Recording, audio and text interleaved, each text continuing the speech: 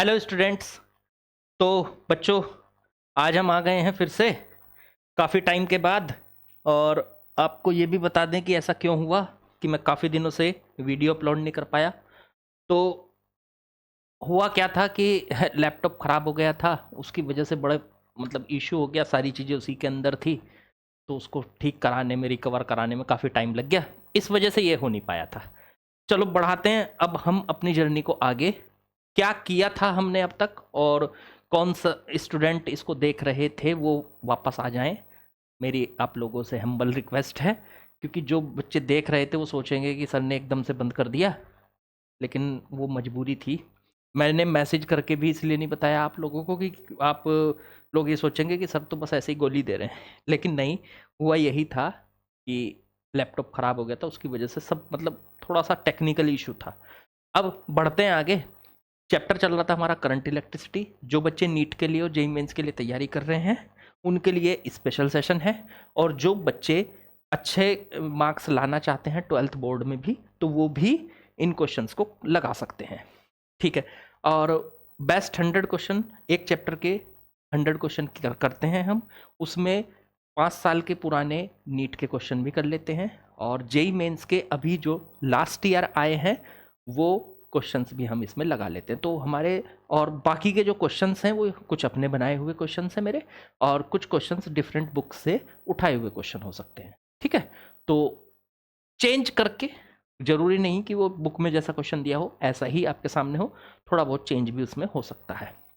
बाकी बहुत बढ़िया क्वेश्चन है, आप लोगों को एक बढ़िया प्रैक्टिस मिलती है, तो उस प्रैक्टिस को ज्वाइन करें। चलिए, और करंट इलेक्ट्रिसिटी वाला जो चैप्टर चल रहा था, देखो लिखा हुआ है करंट इलेक्ट्रिसिटी। ठीक है। और 100 question for NEET and JEE, JEE और नीट के लिए ये 100 क्वेश्चन है। बहुत ही अच्छे क्वेश्चन आपके लिए सिलेक्ट करके मैं लाता हूँ।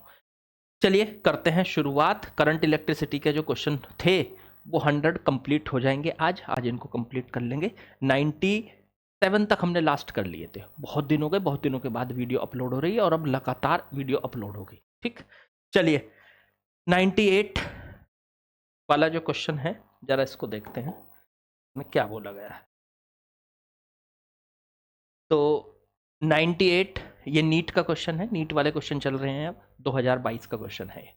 इसमें क्या कहा, as the temperature increases the electrical resistance decrease for both conductor and semiconductor, increase for conductor but decrease for semiconductor, decreases for conductor but increase for semiconductor, increase for both conductors and semiconductor. देखो आपको मैं बताता हूँ, ये बात आपको पता भी होनी चाहिए। ठीक है।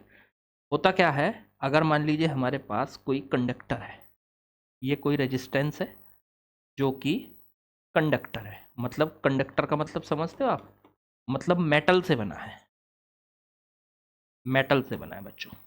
तो ये कोई रेजिस्टेंस है जो कि मेटल से बना है। ठीक है। तो होता क्या है, जनरली जो भी कंडक्टर होते हैं, जब हम उनका टेम्परेचर बढ़ाते हैं, टेम्परेचर को इंक्रीज करते हैं, टेम्परेचर बढ़ाया, इसको गर्म किया, इस रेजिस्टेंस को गर्म किया बच्चों, तो जब इसका टेम्परेचर बढ़ाते हैं तो रेजिस्टेंस जनरली बढ़ता है, इंक्रीज होता है। ये आपको याद कर लेना है, याद कर लो इस बात को कि जब भी हम किसी कंडक्टर का, मतलब मेटल का टेम्परेचर बढ़ाएंगे तो उसका जो रेजिस्टेंस है वो बढ़ता है। लेकिन सेमीकंडक्टर में यही बात उल्टी होती है, रिवर्स होती है। अगर आपके पास कोई रेजिस्टेंस है आर, लेकिन वो सेमी कंडक्टिंग मटीरियल से बना हुआ है, मतलब वो सेमी कंडक्टर है। अगर वो सेमी कंडक्टर है तो सेमीकंडक्टर जैसे बहुत सारे होते हैं सेमीकंडक्टर, आपने पढ़े होंगे, लेकिन आपके सेमीकंडक्टर जैसे जर्मेनियम, सिलिकॉन, ये तो प्योर स्टेट वाले सेमीकंडक्टर हैं। तो इनको अगर आप टेम्परेचर बढ़ाएंगे तो इनका रेजिस्टेंस घटता है, डिक्रीज होता है, बिल्कुल उल्टी नेचर होती है, बिल्कुल रिवर्स नेचर होती है मेटल से। मेटल का टेम्परेचर बढ़ाने पर उसका रेजिस्टेंस बढ़ता है, लेकिन मेटल के अलावा सेमीकंडक्टर अगर आप यूज कर रहे हैं तो उसका टेम्परेचर बढ़ाने पर जनरली जो रेजिस्टेंस है उसकी वैल्यू डिक्रीज होती है। अब इस हिसाब से आप अपना ऑप्शन पहचान लीजिए। तो decrease for both conductor and semiconductor गलत नहीं, इंक्रीज फॉर कंडक्टर, कंडक्टर के लिए देखो इंक्रीज और सेमीकंडक्टर के लिए decrease, but decrease for semiconductor B, option B is correct. बस आगे पढ़ने की हमें ज़रूरत ही नहीं है। चलो बढ़ते हैं आगे। क्वेश्चन नंबर इसी का बी पार्ट, 98 का बी पार्ट, ये आया था 2020 में। ठीक, ये बड़ा आसान सा क्वेश्चन था ए पार्ट वाला। अब बी पार्ट को देखते हैं। इसमें कहा है the solids which have negative temperature coefficient of resistance R. देखो होता क्या है, जब आप किसी रेजिस्टेंस का टेम्परेचर बढ़ाते हैं तो उसका टेम्परेचर बढ़ने से उसका रेजिस्टेंस बदल जाता है। तो वहां पे आप एक फॉर्मूला यूज करते हो, देखो मैं बताता हूँ, याद दिलाता हूँ आपको। ये बी पार्ट को करने जा रहा हूँ मैं। मान लो मेरे पास कोई रेजिस्टेंस है, फिलहाल इसका टेम्परेचर है T1 और रेजिस्टेंस है इसका R0। आपने इसका टेम्परेचर बदल के कर दिया T2, ठीक है, तो इसका रेजिस्टेंस भी बदल जाएगा और वो हो जाएगा R2, रेजिस्टेंस चेंज हो जाएगा। ठीक है, इसे हटा रहा हूँ। तो इसका रेजिस्टेंस R2 बदल के हो जाएगा। देखो मतलब सीधी सी बात हो गई, R2 कह दो या खाली R कह दो, R2 कह दो या इसको खाली R कह दो। अब आपको एक पॉइंट याद रखना है, एक पॉइंट याद रखना है कि किसी कंडक्टर या कोई भी रेजिस्टेंस, कोई जरूरी नहीं कंडक्टर ही हो, मैं कह रहा हूं रेजिस्टेंस, हो सकता है वो सेमीकंडक्टर से बना हो सकता है वो कंडक्टर से बना हो सकता है एलॉय से बना हो, ठीक है, लेकिन वो रजिस्टर है, वो एक रेजिस्टेंस है। तो उस रेजिस्टेंस का जब आप टेम्परेचर चेंज करते हैं तो उसका रेजिस्टेंस चेंज होता है। अभी पिछले क्वेश्चन में डिस्कस करके आए हैं कि अगर कंडक्टर का आप टेम्परेचर बढ़ाते हैं तो उसका रेजिस्टेंस बढ़ने लगता है, लेकिन सेमीकंडक्टर में उल्टा है, टेम्परेचर बढ़ाते हैं तो उसका रेजिस्टेंस घटने लगता है। एलॉय में होता है जनरली, एलॉय में ये होता है कि टेम्परेचर बढ़ाओ चाहे घटाओ पर उसका जो रेजिस्टेंस है वो लगभग सेम रहता है, थोड़ा बहुत चेंज होता है पर लगभग सेम रहता है। तो ये 3 स्टेटमेंट हमें याद होने चाहिए। उसके हिसाब से अगर हम देखें कि कोई रेजिस्टेंस है T1 टेम्परेचर पे R1, T2 टेम्परेचर पे उसका T1 टेम्परेचर पे R0 और T2 टेम्परेचर आपने उसका बदल दिया टेम्परेचर, पता नहीं बढ़ाया कि घटाया आपने, पर बदल दिया, तो टेम्परेचर बदलने पे उसका रेजिस्टेंस चेंज हो गया। ठीक है, अगर मैं इस रेजिस्टेंस को कैलकुलेट करूं कि T टेम्परेचर बदलने पर, मतलब टेम्परेचर बदलने पर उसका रेजिस्टेंस अब क्या होगा, पहले क्या था R0, अब क्या होगा R। तो पहले वाले रेजिस्टेंस में 1 प्लस अल्फा डेल्टा टी की मल्टीप्लाई कर लो, 1 प्लस अल्फा डेल्टा टी की मल्टीप्लाई कर लो, तो अब ये नया रेजिस्टेंस आ जाएगी। ये है नया रेजिस्टेंस जो कि T2 टेम्परेचर पे आ रहा है और R0 है पुराना रेजिस्टेंस जो कि T1 टेम्परेचर पे आ रहा है। तो R हो गया नया रेजिस्टेंस और R0 हो गया पुराना रेजिस्टेंस, ओल्ड रेजिस्टेंस है। ठीक है, अब यहां से एक काम कीजिए, ये हो गया हमारे पास फॉर्मूला। इसमें जो ये अल्फा होता है ना, इसको ही कहते हैं आप temperature coefficient, temperature coefficient,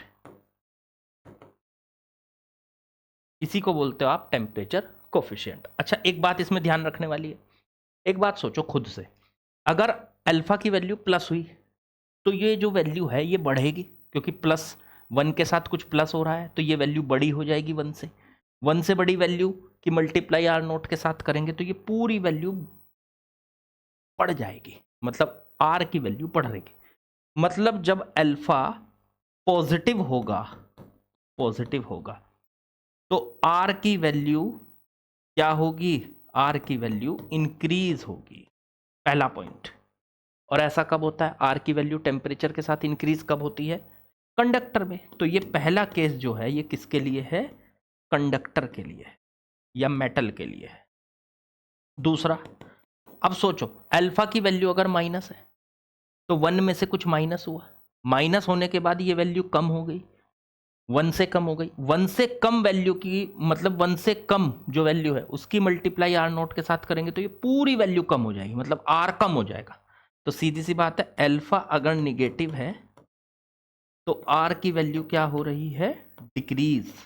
are की वैल्यू क्या हो रही है बच्चों, डिक्रीज। टेम्परेचर बढ़ रहा है लेकिन आर घट रहा है, और ऐसा किस में होता है, सेमीकंडक्टर में, सेमीकंडक्टर में, ठीक है।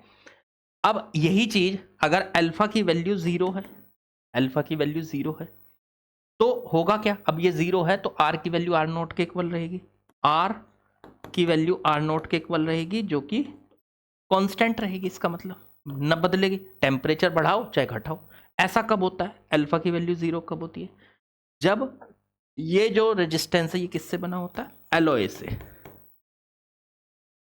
एलॉय से अगर ये बना हुआ है, मतलब जनरली होता है, कुछ एलॉय ऐसे भी होते हैं जिनमें कम ज़्यादा रेजिस्टेंस की वैल्यू होती है, लेकिन जनरल की बात करेगी जा रही है यहाँ पे, तो जनरली एलॉय वाले जो रेजिस्टेंस होते हैं उनकी जो रेजिस्टेंस है वो टेम्परेचर से इंडिपेंडेंट होता है, टेम्परेचर बढ़ाओ चाहे घटाओ तो रेजिस्टेंस वहीं का वहीं घूमता रहता है, थोड़ा बहुत फर्क पड़ता है, ठीक है, लेकिन जनरली वहीं का वहीं घूमता है। तो अब सोचो, अब इसका आंसर करो, solids which have the negative temperature coefficient, ऐसे सॉलिड जिनका टेम्परेचर कोफिशिएंट निगेटिव है, तो टेम्परेचर कोफिशिएंट किसका निगेटिव है, सेमीकंडक्टर्स का, ये पढ़ा हमने सेकंड केस। तो इस हिसाब से हमारा आंसर हो गया इंसुलेटर्स एंड सेमीकंडक्टर। अच्छा हाँ, इसमें ना ये बच्चों इंसुलेटर भी आते हैं इसमें, ये मैं आपको बता दूं, इसमें केवल सेमीकंडक्टर ही नहीं आती, इसमें दोनों आंसर कर रखे हैं तो वो भी बता दूं मैं आपको, इंसुलेटर्स भी आते हैं इसमें, इंसुलेटर्स या सेमीकंडक्टर। होता इसलिए है क्योंकि जब आप सेमीकंडक्टर को गर्म करते हो ना, जब आप सेमीकंडक्टर को गर्म करते हो या इंसुलेटर को गर्म करते हो तो उसमें ना इलेक्ट्रॉन अपने शेल को छोड़ के बाहर निकल जाते, फ्री हो जाते हैं। तो सेमीकंडक्टर हो चाहे इंसुलेटर हो, दोनों में आंसर ये लग सकता है, इसलिए इसका आंसर आपका जो बन गया वो सी बन गया। तो इलेक्ट्रॉन बाहर निकल जाते, फ्री हो जाते हैं, जितने ज़्यादा फ्री इलेक्ट्रॉन होंगे करंट उतना बढ़िया चलेगा, उतना रेजिस्टेंस कम होगा, ठीक। तो रेजिस्टेंस डिक्रीज हो रहा है किसमें, आपका, तो ये बात याद कर ली जाए, ठीक है। इंसुलेटर और सेमीकंडक्टर दोनों दे रखे थे, मैंने सिर्फ सेमीकंडक्टर सोचा था कि दिया हुआ है, लेकिन इंसुलेटर भी अगर दे रखा हो तो दोनों को लगाना है एक साथ, यहाँ पे दोनों दे रखे थे तो इंसुलेटर और सेमीकंडक्टर दोनों को लगाना। चलो जी आगे बढ़ते हैं। चलिए बच्चों, क्वेश्चन नंबर 99 का ए पार्ट करते हैं, ये भी हमारा नीट में आया हुआ क्वेश्चन है 2022 में। चलो करते हैं शुरू। क्या कहा है इसने, जरा समझते हैं सॉल्यूशन।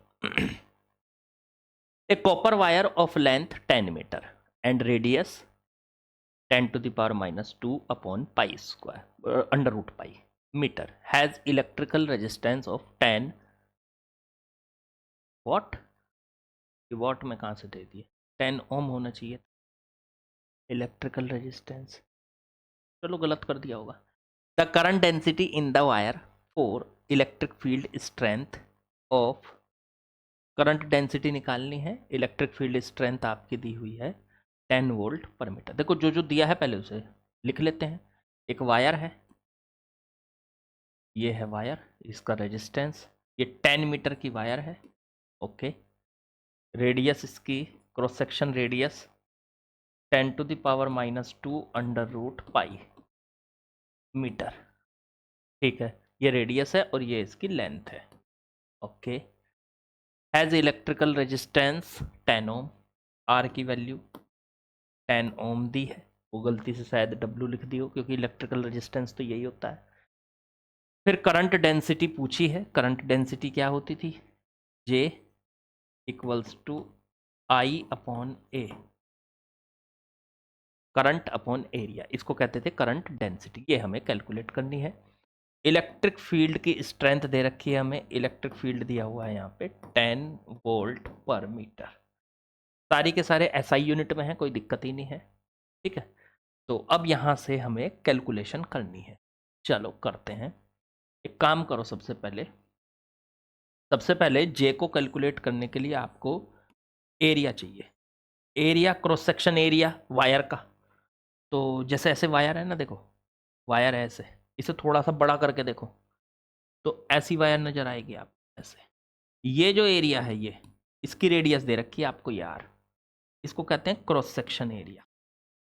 इसकी ज़रूरत होती है हमें यहाँ पे करंट डेंसिटी निकालने में, क्रॉस सेक्शन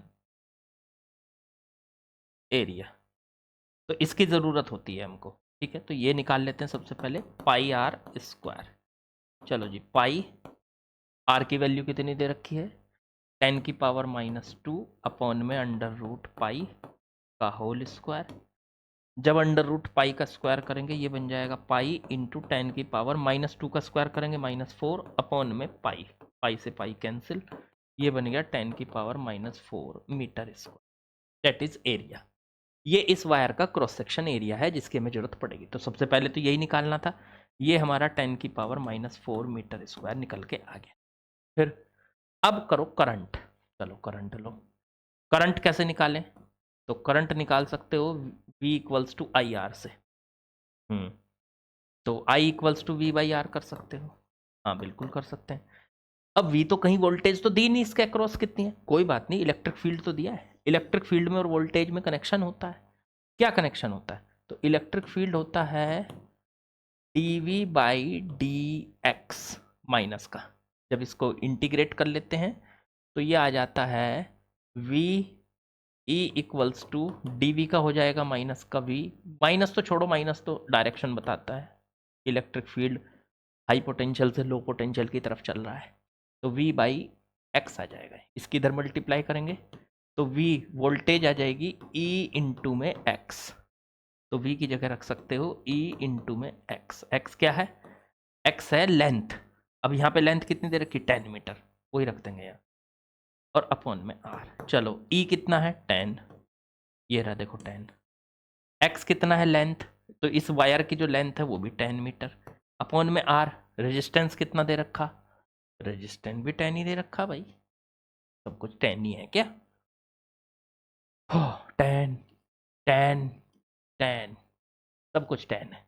चलो 10 से 10 कट गया तो करंट आ गया 10 एम्पियर, ये करंट आ गया भाई। अब यहाँ से आप कैलकुलेट कर सकते हो करंट डेंसिटी जे की वैल्यू, करंट डेंसिटी कितनी होगी, तो I अपॉन ए, आई कितना है 10, और ए एरिया एरिया एरिया एरिया वो रहा 10⁻⁻4, ये ऊपर जाएगा तो ये 10⁻5 एम्पियर पर मीटर स्क्वायर हो जाएगा बच्चों। यही हमारा आंसर है, और ये हो गया हमारा सी ऑप्शन करेक्ट। ठीक, तो 99 का क्वेश्चन नंबर ए कर लिया हमने, या फर्स्ट पार्ट कर लिया ये कह लो। चलो अगले पार्ट पे चलते हैं, आसान था बिल्कुल। चलो बच्चों अगले क्वेश्चन पे आते हैं, क्वेश्चन नंबर 99 का बी पार्ट, देखते हैं क्या दिया है, क्या कैलकुलेट करना है। इसमें दिया है resistance wire connected in left gap of metre bridge, metre bridge का क्वेश्चन है, balanced a 10 ohm resistance in the right gap at a point which divides the bridge wire in ratio 3:2. If the length of the resistance wire is 1.5 meter, then the length of 1 ohm of the resistance wire.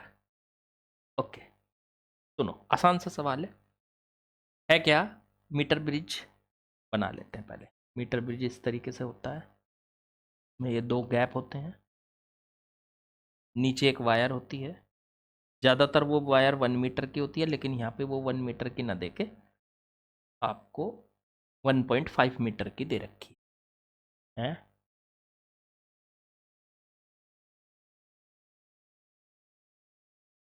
चलो अभी देखते हैं, रुक जाओ।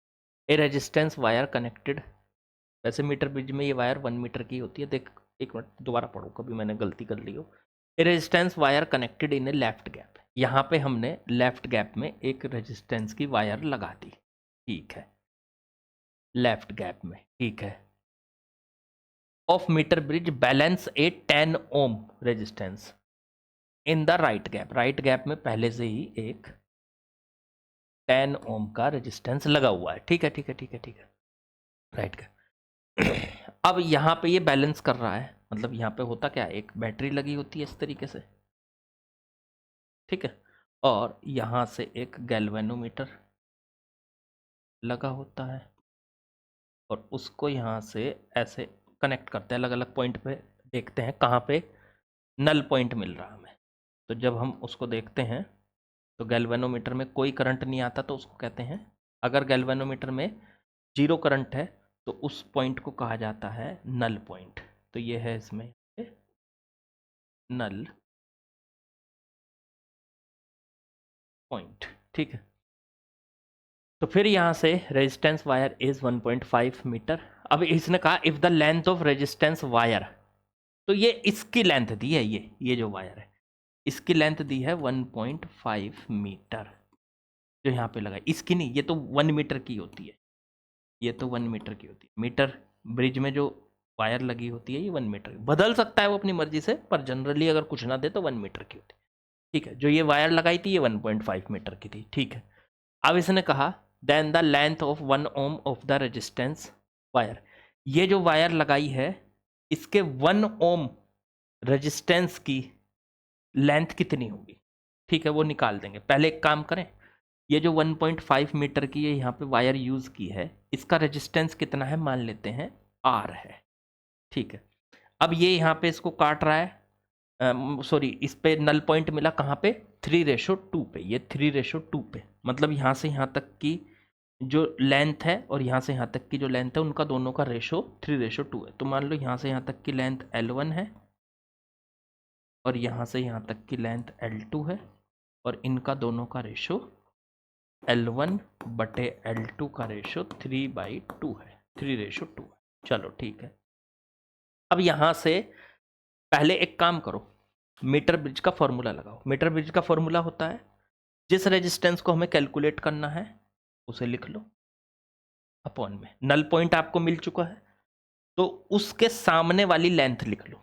देखो ये इधर वाला लेफ्ट वाला रेजिस्टेंस ये हमें पता नहीं, इसको मान लिया R है, ठीक है, ये जो हमने यहाँ लगा रखा है इसके बीच में गैप में, और इसके सामने जो ये लेंथ है जहाँ नल पॉइंट मिला उसके सामने की लेंथ जो है L1, तो अपॉन में L1 इक्वल्स टू, अब दूसरी तरफ आओ, राइट साइड में जो लगा हुआ है वो है 10 और उसके सामने वाली जो लेंथ है वो कितनी है L2, तो अपॉन में L2, ये आपस में, इससे आप R निकाल सकते हो। कैसे? R इक्वल्स टू आ गया L1 की इधर मल्टीप्लाई कर लो, तो 10 L1 बटे L2, L1 बटे L2 की वैल्यू कितनी है 3/2, तो यहाँ से हम 10 इंटू में 3/2 कर सकते हैं। तो इसको काटेंगे 5 15 ओम, इसका मतलब यहाँ पे जो हमारे पास वायर है वो 15 ओम की वायर है, ये जो वायर है। अच्छा ये कितने मीटर की है? 1.5 मीटर की। इन्होंने दिया था कि ये वायर जो है कितने मीटर की है 1.5, तो ये जो 15 ओम वाली वायर है, 15 ओम वाली वायर, इसकी लेंथ दे रखी है 1.5 मीटर। तो पूछा क्या है इसने, पूछा है इसी वायर के 1 ओम की लेंथ कितनी होगी। तो 15 ओम की लेंथ तो 1.5, तो 1 ओम की लेंथ कितनी होगी, तो 1.5 बटे में 15, इससे डिवाइड कर देंगे, इससे काटेंगे इसको, तो ये आ जाएगा आपका 0.1 मीटर। आंसर आ गया 0.1 मीटर, ऑप्शन ए। 0.1 मीटर को 1 × 10⁻⁻1 मीटर लिखा जा सकता है बच्चों।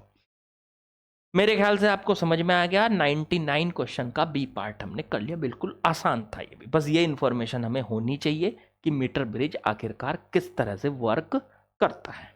चलो लास्ट क्वेश्चन पे बढ़ते हैं, क्वेश्चन नंबर 100, और इस चैप्टर का काम कंप्लीट हो जाएगा। चलो बच्चों लास्ट क्वेश्चन इस चैप्टर का, क्वेश्चन नंबर 100। बहुत दिनों से मेरे स्टूडेंट जो हैं इंतज़ार कर रहे थे, आज बहुत बड़े दिनों में वीडियो बना पाया हूं, तो इसके लिए बहुत बहुत सॉरी। क्योंकि आपको पता है कि कोई टेक्निकल प्रॉब्लम आ जाती है ना, तो पता नहीं कितना टाइम ले जाए, और अभी शुरुआत की है तो धीरे धीरे पता भी चलेगा कि टेक्निकल प्रॉब्लम को धीरे धीरे कैसे रिमूव करना है, कैसे हटाना है, अगर प्रॉब्लम आती है तो आ जाती है भाई, तो उसके लिए सॉरी।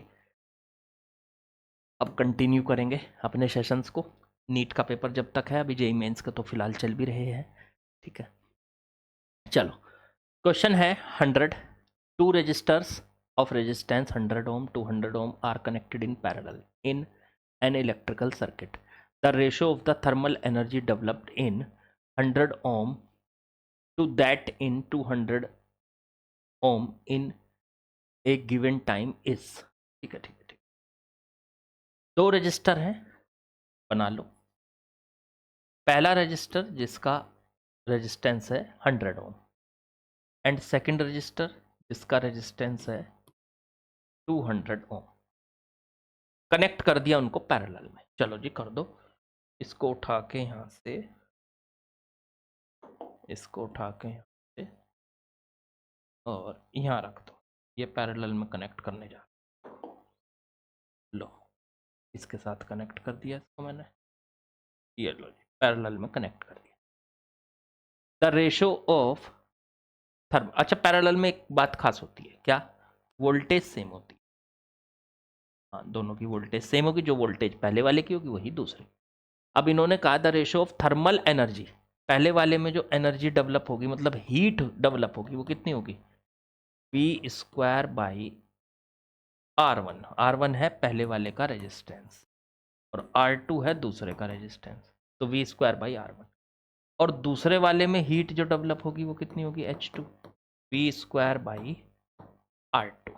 दोनों में वोल्टेज तो सेम है ना, डिवाइड कर दो। रेशो ही तो चाहिए हमें, 100 वाले में और 200 वाले में। बिल्कुल ठीक।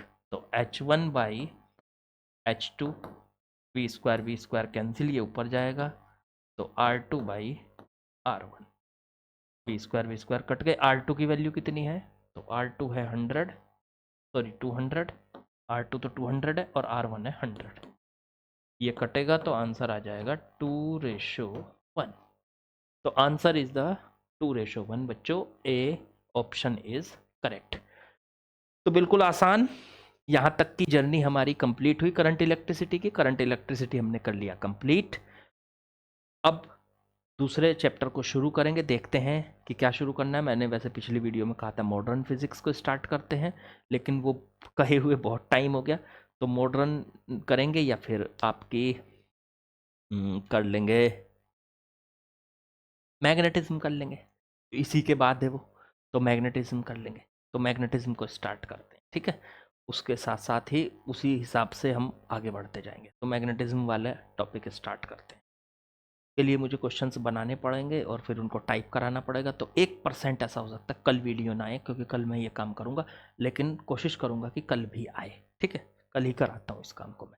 चलिए बच्चों, अब हम मिलते हैं कल। उम्मीद तो यही है कि कल ही बनाएंगे वीडियो। अब रेगुलर चलेगी, टेंशन मत लो, ठीक है। वो कराता रहूँगा मैं बीच। तो अब कल मिलते हैं। कम क्वेश्चन टाइप करा लूँगा, उतने ही करा देंगे, उस हिसाब से कर लेंगे, ठीक। बाकी आप लाइक शेयर सब्सक्राइब कमेंट, वो आपका काम है। और प्लीज़, और फिर दोबारा से सॉरी इस बात के लिए कि काफ़ी दिनों से वीडियो नहीं डाल पाया मैं। अब इसको जो है कंटिन्यू रख। चलो कल मिलते हैं बच्चों।